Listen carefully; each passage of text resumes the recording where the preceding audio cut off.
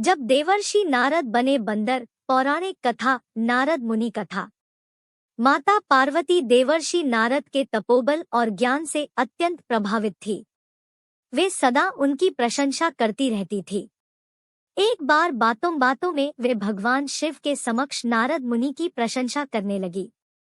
तब शिव जी ने उन्हें बताया कि नारद ज्ञान के अथाह सागर है, किंतु एक बार उन्हें अपने ज्ञान और तपोबल का अहंकार हो गया और इस अहंकार के कारण उन्हें बंदर बनना पड़ गया।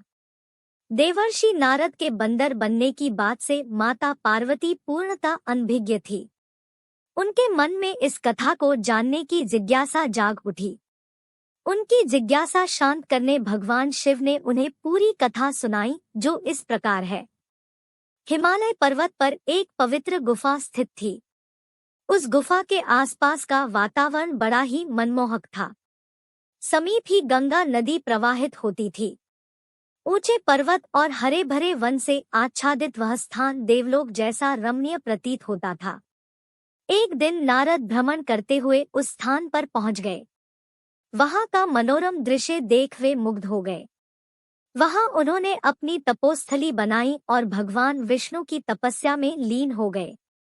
जब नारद की तपस्या के बारे में देवराज इंद्रा को पता चला तो वे चिंतित हो उठे।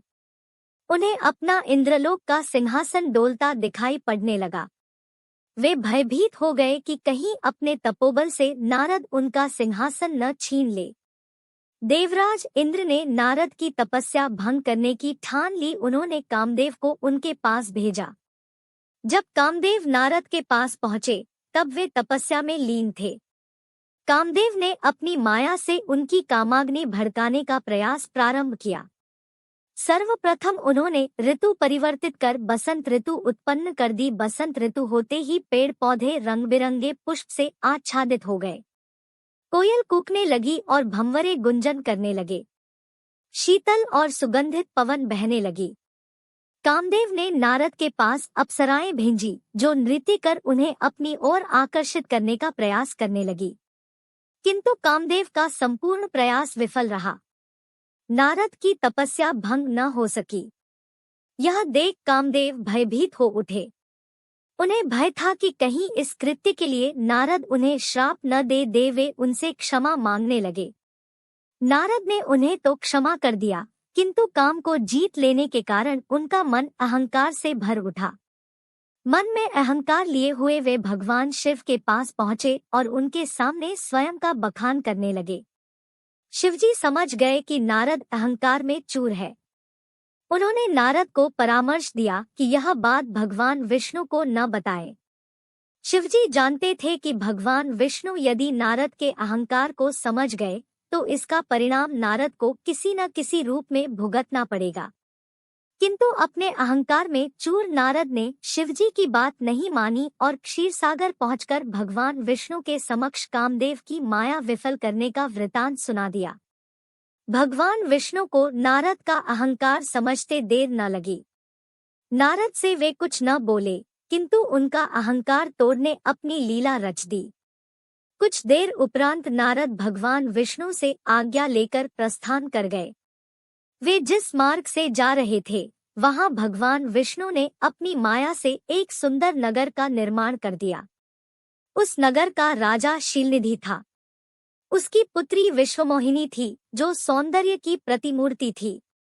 उसके सौंदर्य पर रीझ कर कई राज्यों के राजकुमारों ने उससे विवाह करने का प्रस्ताव राजा के पास भिजवाया था, किंतु किसी राजकुमार का प्रस्ताव स्वीकार करने के स्थान पर राजा शीलनिधि ने राजकुमारी विश्वमोहिनी के स्वयंवर का आयोजन कर दिया। कई सुंदर, सुयोग्य और प्रतापी राजकुमार स्वयंवर हेतु नगर में उपस्थित हुए। नारद नगर में पहुंचकर राजा शीलनिधि से मिलने पहुंचे। राजा शीलनिधि ने उन्हें राजकुमारी विश्वमोहिनी के स्वयंवर के बारे में बताया तथा उसकी हस्तरेखा देख उसके भविष्य के बारे में जानकारी देने का निवेदन किया। राजकुमारी विश्वमोहिनी जब नारद के समक्ष उपस्थित हुई तो वे उसका रूप देख मोहित हो गए। उसकी हस्तरेखा में लिखा था कि जो व्यक्ति उससे विवाह करेगा वह अजेय और अमर हो जाएगा। नारद ने हस्तरेखा में लिखी यह बात पढ़ तो ली, किंतु राजा और राजकुमारी को नहीं बताई। वे उन्हें कुछ और ही बताकर वहां से चले आए। नारद मुनि अपना वैराग्य भूल चुके थे। वे राजकुमारी से विवाह करना चाहते थे। उन्होंने भगवान विष्णु का ध्यान किया। जब भगवान विष्णु प्रकट हुए तो नारद ने उनसे सुंदर रूप की मांग की ताकि सुंदर रूप के बल पर राजकुमारी विश्वमोहिनी से विवाह कर सकें। भगवान विष्णु ने कहा, नारद, तुम्हारा कल्याण हो, और अंतर्ध्यान हो गए।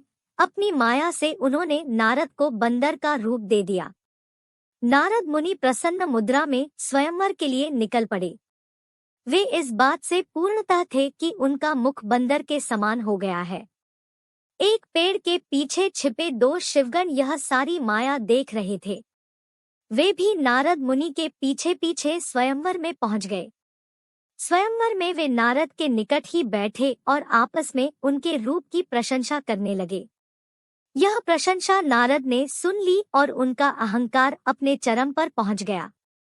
वे यह मान बैठे थे कि राजकुमारी विश्वमोहिनी उनको ही वरमाला पहनाएगी। किंतु जब राजकुमारी विश्वमोहिनी वरमाला लेकर आई तो नारद को देखे बिना ही एक अन्य राजकुमार के गले में वरमाला डाल दी। यह राजकुमार और कोई नहीं बल्कि भगवान विष्णु ही थे। भगवान विष्णु रूपी राजकुमार के गले में वरमाला देख अहंकार में चूर नारद के मन में क्रोध और ईर्ष्या का भाव जाग गया।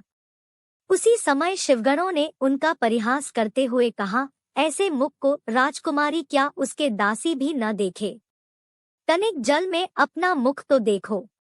नारद ने जब जल में अपना वानर मुख देखा तो उनका क्रोध 7वें आसमान पर पहुंच गया। क्रोध के आवेश में उन्होंने दोनों शिवगणों को राक्षस बन जाने का श्राप दिया और वहां से भगवान विष्णु से मिलने निकल गए। तब तक उनका मुख सामान्य हो चुका था। मार्ग में ही उन्हें भगवान विष्णु मिल गए। उनके साथ माता लक्ष्मी और विश्वमोहिनी भी थी। नारद को भगवान विष्णु की माया समझते देर न लगी। क्रोध भाव में वे उन पर आरोप लगाने लगे, आपका हृदय छल और कपट से भरा हुआ है। समुद्र मंथन के समय भी आपने शिव जी को बावला बनाकर विषपान और असुरों को मदिरापान कराकर स्वयं लक्ष्मी जी और कौस्तुभ मणि प्राप्त कर ली थी। आज आपने मेरे साथ छल किया है। इसका परिणाम आपको अवश्य भुगतना पड़ेगा। आपने मनुष्य रूप धारण कर विश्वमोहिनी को प्राप्त किया है। मैं आपको श्राप देता हूँ कि आपको मनुष्य योनि में जन्म लेना होगा और स्त्री वियोग का दुख भोगना होगा। आपने मुझे वानर मुख दिया था, इसलिए आपको वानरों से सहायता लेनी होगी। नारद मुनि के श्राप को भगवान विष्णु ने स्वीकार कर लिया और अपनी माया के प्रभाव से नारद मुनि को मुक्त कर दिया। माया से मुक्त होने पर नारद मुनि अपनी भूल पर पछताने लगे, किंतु वे भगवान विष्णु को श्राप दे चुके थे जो वापस नहीं लिया जा सकता था। नारद मुनि को माया से मुक्त देखकर शिवगण उनके पास पहुंचे और क्षमायाचना करने लगे और श्राप मुक्त करने का आग्रह करने लगे। तब नारद मुनि ने कहा, मेरा श्राप वापस तो नहीं हो सकता। तुम दोनों रावण और कुंभकर्ण के रूप में बलवान और तेजवान राक्षस के रूप में जन्म लोगे और अपने बल से पूरे विश्व पर विजय प्राप्त करोगे। भगवान श्री राम के हाथों मृत्यु प्राप्त कर तुम्हें मोक्ष की प्राप्ति होगी। इस तरह नारद मुनि के अहंकार ने उन्हें वानर मुख बनाकर परिहास का पात्र बना दिया और उनके क्रोध के वशीभूत दिए श्राप के कारण भगवान विष्णु को श्री राम के रूप में जन्म लेकर सीता वियोग सहना पड़ा।